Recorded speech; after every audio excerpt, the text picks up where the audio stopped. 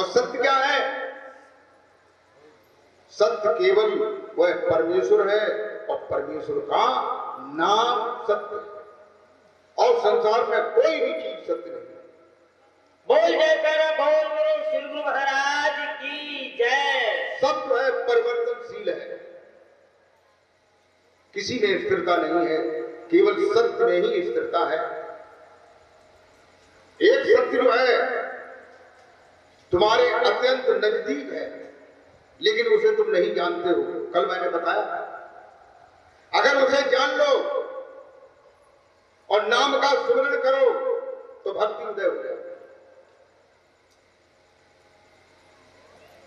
एक परमात्मा का स्वरूप तुम्हारे निकट में कौन सा है? वो तुम ही तो हो। मुझे मालूम न था कि मैं बंदा था कि खुदा था। मुझे मालूम न था कि मैं बंदा था कि खुदा था।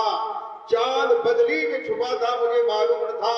जब पर्दा हटा तब पता चला कि मैं और मेरे अंदर खुद ही खुदा था। जो चैतन्य आत्मा है, जो जीव है, जो अविनाशी है, जो साफ है, शुद्ध है, सनातन है, जो अविनाशी है, वही उस परमात्मा का अंश है। और उसका जो नाम है वो सत्य है, जो तुम्हारे अंदर तुम्हारे श्वासों को चला रहा है। उस नाम के निकल जाने के बाद श्वास बंद हो जाती है और जीव निकल जाती है। तभी तो आप लोगों ने देखा होगा, जब कोई खत्म हो जाता है तब लोग जो है उसे टिकटी में बांध करके 4 आदमी कंधा लेकर के पीछे काफी लोग चलते हैं और ये कहते हैं कि राम नाम सत्य है, सत्य बोलो मुक्ति है, राम नाम सत्य है। तो वो ये कहते हैं कि जो राम का नाम है, जो अविनाशी है, जो अनाद काल से चला आ रहा है, वो सत्य है। और दूसरा सत्य क्या है? सत्य बोलो तो मुक्त है, तो भी तुम्हारा कल्याण हो जाएगा। जो सत्य हरिश्चंद्र थे, हरिश्चंद्र ने सत्य बोले थे तो उनका कल्याण हो गया। लेकिन सत्य नाम का स्मरण करने से मोक्ष मुक्ति प्राप्त हो जाती है। बोल जयकारा बोल मेरे श्री गुरु महाराज की जय। और तुलसीदास जी एक दोहे में क्या कहते हैं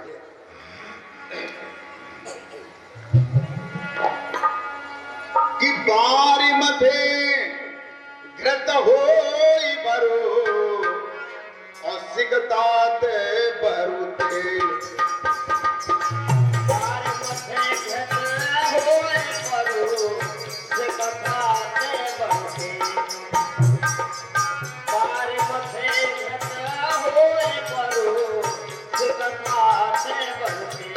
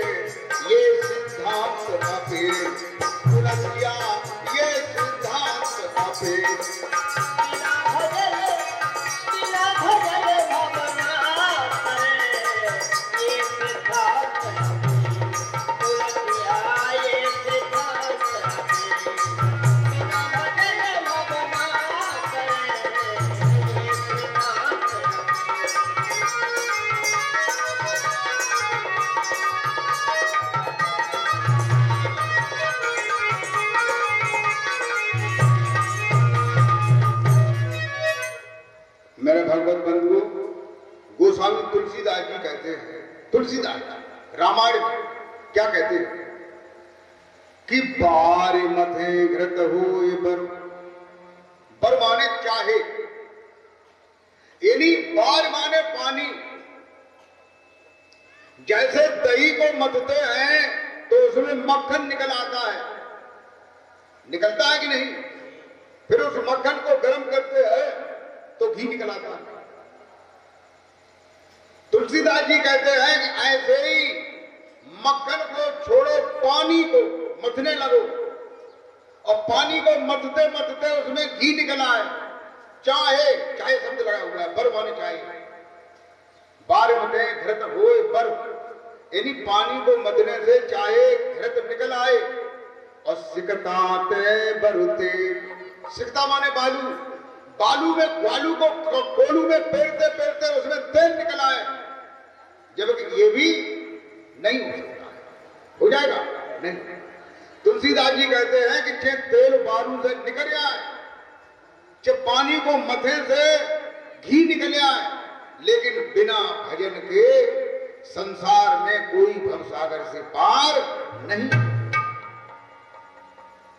भजन कौन सा है? भजन चुप गाया गानों के तो मौत है कजू बराबर लगाओ, राम राम कृष्ण के वो मंत्र कोई कान लगाओ, है माला चलाने लगाओ, ये भजन हो सकता है? भजन की परिभाषा क्या है? भजन कहते हैं भजन, न भज भजन, न इंद्रियां भजे न अंतःकरण भजे। और इसमें तुम्हारे में जप में जो है इंद्रियां भी भाग रही हैं और अंतःकरण भी भाग रहा है। इंद्रियां मुख जो है वो क्या है? कर्मेंद्रिय है। ये भोजन करती है कि नहीं? भोजन को चबाती है, खाती है, बात करती है, पानी पीती है कर्मेंद्रिय। और उंगलियां जो है ये भी कर्मेंद्रिय है। उंगलियों में माला जप रहे, ओम नमो भगवते वासुदेवाय, ओम नमो भगवते वासुदेवाय, ओम नमो भगवते वासुदेवाय। मुंह भी चल रहा है, जीभ भी चल रही, उंगलियां भी चल रही, माला भी चल रही, सब चल रही।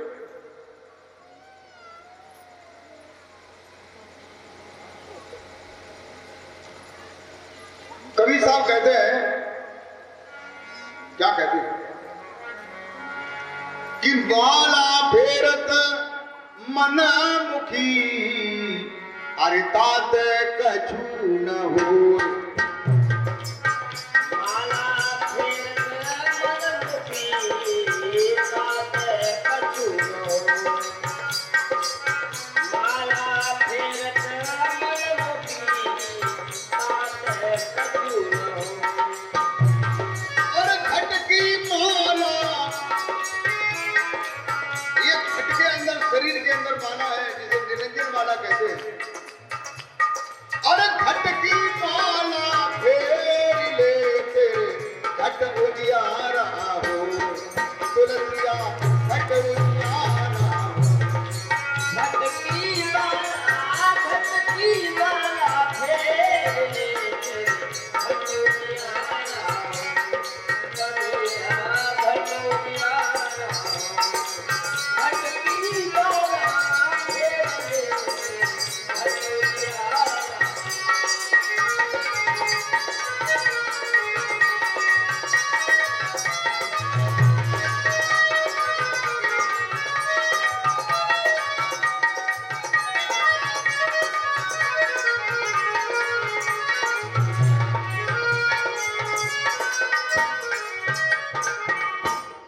प्रेमी भक्तों, जिसमें इंद्रियां और अंतःकरण चलता है, ऐसा जो सुमरण है उसको भजन नहीं कहा जा सकता, वो तो भाग रहा है। लेकिन जो अंदर में जो सुमरण घट की माला है, उसमें न उंगलियां चलती हैं, न जीभ चलती है, न ओठ चलते हैं, कोई चीज नहीं चलती।